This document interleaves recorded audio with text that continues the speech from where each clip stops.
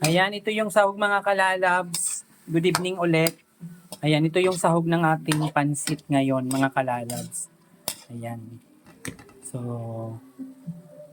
ayan ang ating sahog. O, ginisa ko na mga kalalabs, timplado na siya.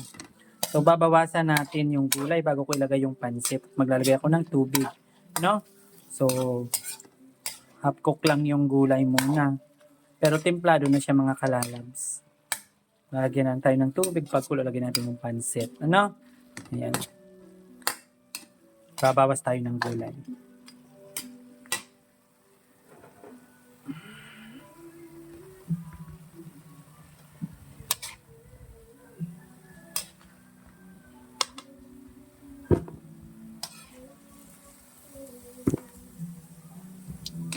Kasi ma-overcook siya pag hindi siya binawasan. Pero yung meat niya, lutong-luto na yan mga kalalabs kasi pinakuluan ko na. Pero hindi naman uubusin, hindi ko naman uubusin yan.